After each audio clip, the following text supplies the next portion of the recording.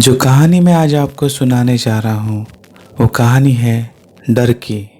डर ऐसी चीज़ होती है जो हर इंसान में होती है, पर उसका अनुभव जब हर इंसान को आता है तभी उसको वो डर महसूस होता है और वो उस डर से डरने लगता है। ये कहानी है दो दोस्तों की जो आर्कियोलॉजी स्टूडेंट्स थे और उन्हें पुराने किले, पुराना खजाना इसके बारे में जानने की और उसे ढूंढने की, उसे खोज निकालने की बड़ी रुचि लगी रहती थी। एक दिन पढ़ते पढ़ते उनके हाथों में एक पुरानी किताब लगी। उस पुराने किताब में एक पुराने किले के बारे में जिक्र लिखा था और वो पुराने किले के अंदर आज भी वो खजाना मौजूद है, ऐसा उसमें लिखा था। एक दोस्त को वो सारी बात कुछ अजीब सी लगी। उसने दूसरे दोस्तों को कही कि चलो यार, चले हम जाते हैं वहाँ और वो खजाना आज भी वहाँ मौजूद है, ये ढूंढ के निकालेंगे। शायद हमारी खोज बड़ी खोज निकले और शायद वो खजाना हमें मिल जाए। पर उस किताब में एक अजीब भी चीज लिखी थी। किला बंद होने के बाद जो भी वहाँ रुका है उसे कुछ अच्छे अनुभव नहीं आए थे। दो दोस्तों ने सोचा, अरे ये सब मन गढ़ंत बातें हैं, शायद कोई हमें डराने की कोशिश कर रहा है किताब के बारे में। जब तक हम खुद वहाँ जाएंगे नहीं तब तक हम उस चीज का पता कैसे लगाएंगे। इसलिए वो दोनों ने दूसरे ही दिन वो किले के अंदर जाने का फैसला किया और उन्होंने ये भी सोच लिया कि जिस जगह पर वो खजाना है उस जगह पर हम जाकर सुबह ही बैठ जाएंगे और जैसे ही रात हो जाएगी और जैसे ही किले के दरवाजे बंद हो जाएंगे वो अपनी खोज शुरू कर लेंगे, जैसे उन्हें कोई देखे ना और दिन के उजाले में हर कोई उनको देख सकता है और वो अपनी खोज पूरी नहीं कर सकते। इसलिए उन्होंने दिन में उसी जगह जाकर बैठने का फैसला किया और रात भर वही रुकने का फैसला किया। खाने पीने का सारा सामान उन्होंने लेके रखा था और वो अपनी राह पर चल पड़े। दूसरे ही दिन उन्होंने किला चढ़कर एक जगह आकर बैठने का फैसला किया जहाँ से खजाने के रास्ते का पहला पड़ाव था। उन्होंने वहाँ पे टेंट लगाने का सोचा और वही रुकने का सोचा था। उसी जगह से उनकी राह शुरू होने वाली थी और सूरज ढल गया और उन्होंने टेंट खड़ा कर दिया। जैसे ही किले का दरवाजा बंद हो गया उन्होंने अपने काम को अंजाम देना शुरू कर दिया। उन्होंने बहुत जगह पे ढूंढा पर किले का जो अनदेखा रास्ता था उन्हें कहीं मिल नहीं रहा था। हर जगह सन्नाटा था। कुत्तों की और बड़ी बड़ी पंछियों की, गिद्धों की आवाजें आसपास से आने लगी थी। उन्हें डर तो बहुत लग रहा था। वो अपने काम जारी रख रहे थे। किले के अंदर बहुत सालों के अंदर तक कोई गया नहीं था और जहाँ पे उनको जाना था वहाँ पे रास्ता काफी पथरीला हो गया था। बड़े बड़े पत्थर से हर कोई गुफाएं बंद हो चुकी थी। उन्हें आगे जाने का रास्ता पता ही नहीं चल पा रहा था। वो भी काफी डर चुके थे क्योंकि उन्हें पता नहीं था तो कितने अंदर तक वो आ चुके हैं। एक दूसरे के पास देखकर वो काफी डर गए थे। उन्होंने कहा, चल भाई यहाँ से निकल चलते हैं, जाने दो वो खजाना किसी और दिन आके यहाँ पे देखेंगे।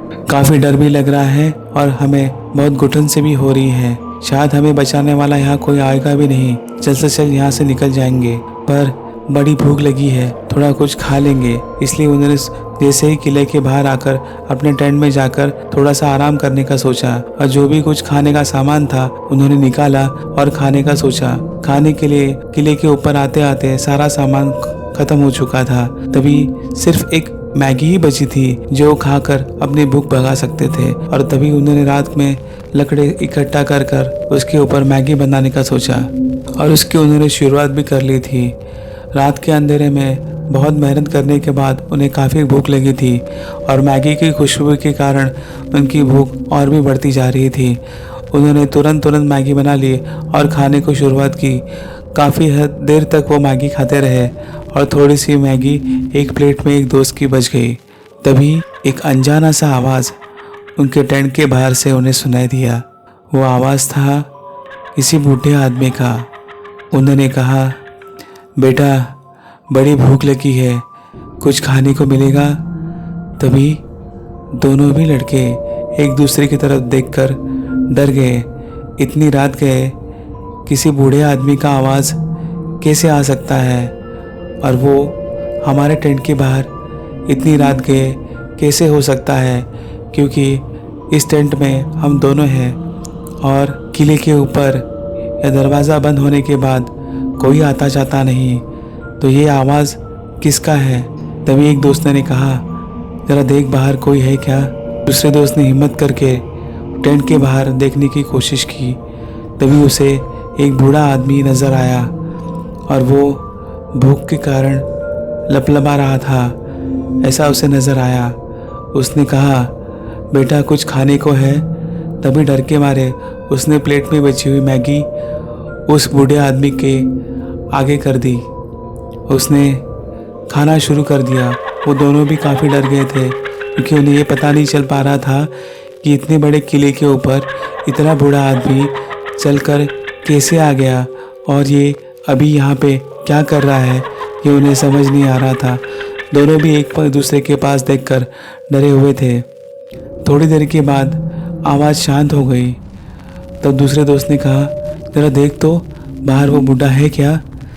तभी दोस्त ने कहा, भाई मेरी तो हिम्मत नहीं हो पा रही है, तुझे ही जाके देखना होगा। दूसरा दोस्त हिम्मत करके बाहर चला गया। उसने आसपास देखा तो कोई नजर नहीं आ रहा था और वो काफी वक्त से वापस लौट कर भी नहीं आया। दूसरा दोस्त टेंट के अंदर ही बैठा हुआ था। वो काफी डर गया था, क्योंकि उसका दोस्त अभी तक वापस क्यों नहीं आया, ये सोच में वो डूब गया और वो काफी घबराया हुआ था, क्योंकि उसे लगा रहा था वो बूढ़े आदमी ने मेरे दोस्त के साथ कुछ गलत तो नहीं किया। वो बूढ़ा आदमी आखिर था कौन, ये वो समझ नहीं पा रहा था। कोई प्रेत आत्मा, कोई भूत या कुछ और, ये उसके दिमाग में अजीब अजीब से ख्याल आने लगे। तभी उसका दोस्त डरते डरते उसी टेंट में आके पहुंच गया और वो दोस्त ने उस दोस्त के पास देखा और कहा, क्या हुआ, कुछ बोलोगे? तुम इतने डरे हुए क्यों हो? नहीं नहीं, मैं कुछ नहीं कहूँगा, मैंने कुछ नहीं देखा।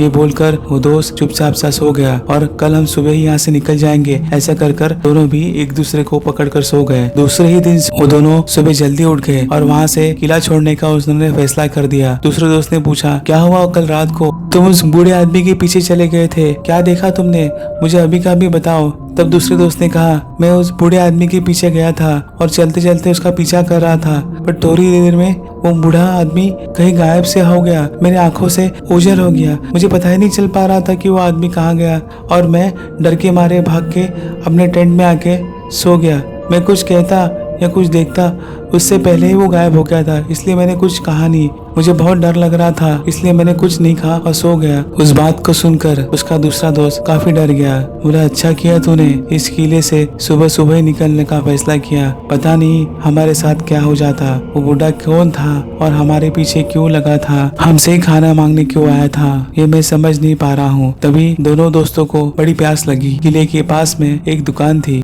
उस दुकान के पास जाकर उन्होंने कहा कि भाई साहब, हमें पानी की बोतल मिलेगी क्या, हमें बड़ी प्यास लगी है। तभी उस दुकान के अंदर एक बूढ़ा आदमी बैठा था। उसने कहा कि हाँ बेटा, क्यों नहीं मिलेगी, ये लो पानी की बोतल।